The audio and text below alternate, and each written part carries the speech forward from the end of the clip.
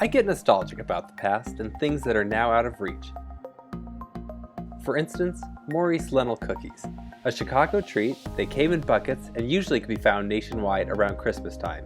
They were tasty sugar cookies. Pinwheels and chocolate chip were my favorite. My Wisconsin grandfather would typically refer to them as Dunkin' cookies, a perfect breakfast with a cup of coffee. The company stopped making cookies years ago, and Grandpa passed on as well. Memories.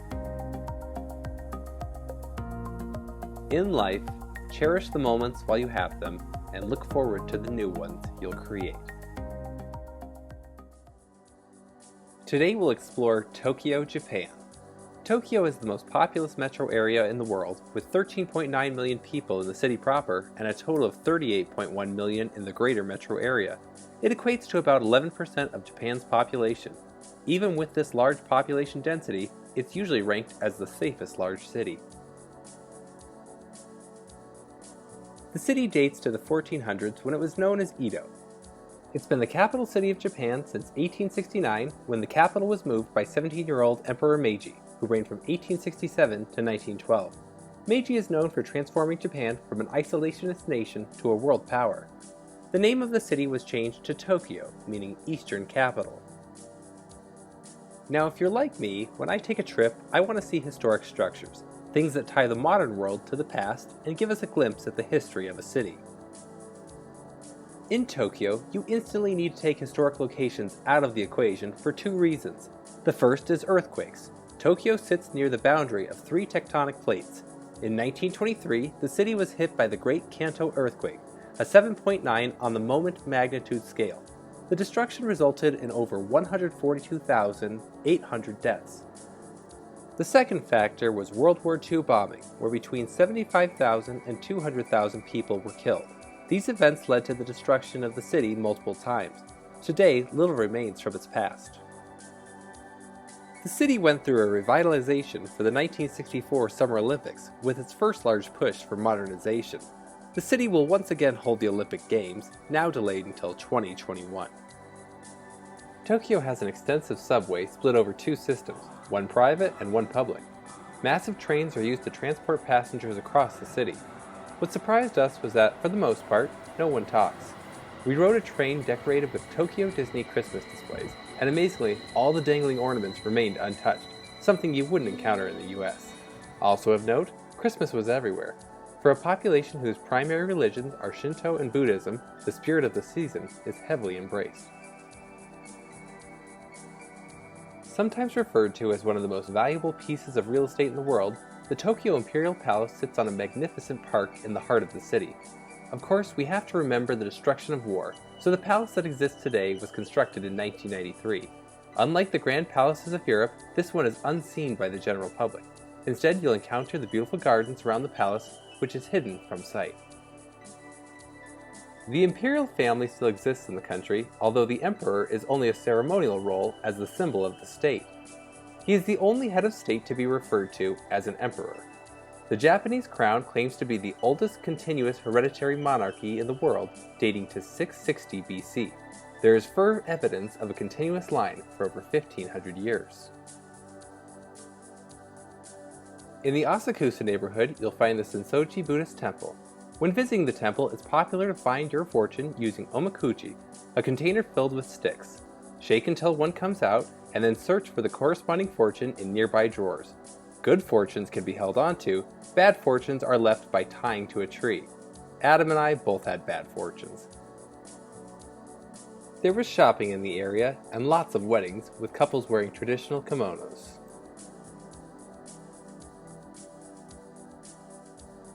One of the more notable landmarks in the area is the Asahi Brewery's headquarters by French designer Philippe Starck.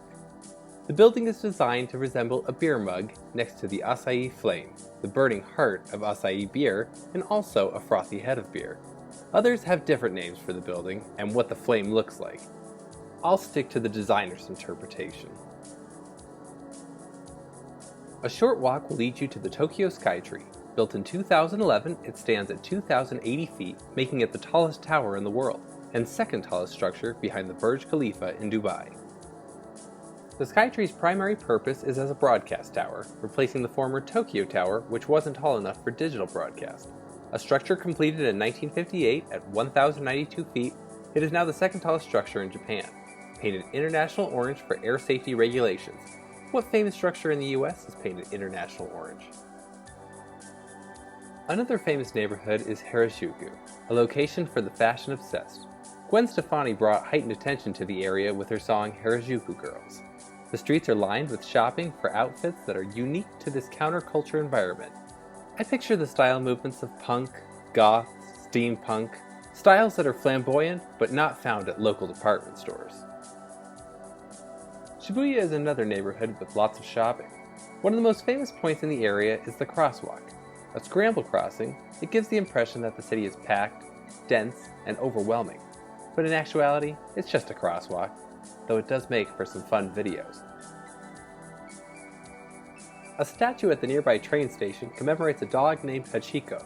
He would meet his owner every day at the train station. Sadly, his owner died at work, but for over 9 years till his own death, the dog continued to wait at the station for his return, a touching tribute to the loyalty of an animal. The Shinjuku neighborhood has an eclectic mix of old and new.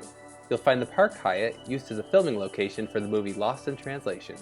If you've never seen it, stylistically it's a beautiful film, and it gives a nice perspective into Tokyo life. A short distance away is the Tokyo Metropolitan Government Building, which are 3 structures that each take up a city block with twin 48-story towers for a total of 2.1 million square feet. These are the regional government buildings. Just picture the Aurora Municipal Center on a much larger scale. It shows just how large a city and region Tokyo is, as the site averages 10,000 employees daily.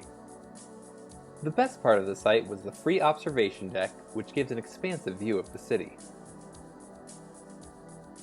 An area I picture as quintessentially Tokyo is Omoide Yokocho, or Memory Lane. It has another name, but I'll keep it classy. Tucked into a snug alley, these small bars and restaurants are a romanticized version of the city, something you don't really encounter elsewhere. Finally, there were bars and karaoke. I guess those go hand in hand because when you're enjoying a drink and making new friends, why wouldn't you sing karaoke?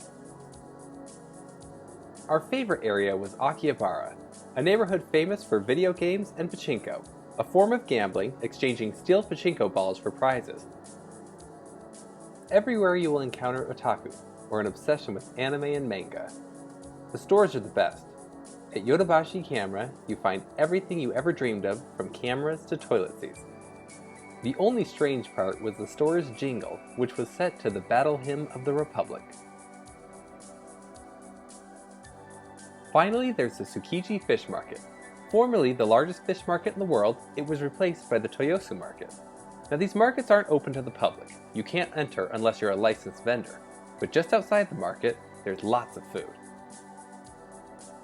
Some of our favorite foods were takoyaki, or octopus balls, yakitori, meat skewers, ramen, which was by far the best we had ever had, and takoyaki, fish-shaped cakes filled with red bean paste. You're starting to see these pop up around town now, filled with ice cream. And yes, the city had vending machines galore, although we didn't really encounter the ones you see on TV selling umbrellas or pizzas. Usually they were just soda and tea, but they were on most street corners. Tokyo is a fascinating city with a culture that is unmatched. I don't think you'll find another environment with such respect and dedication. While it may be the largest city in the world, it didn't feel like it. We found plenty of opportunity for peace and relaxation and rarely felt overwhelmed. In such a modern city, tradition still reigns supreme, and I hope in an ever-changing world that they are able to hold on to that way of life that makes their society so unique.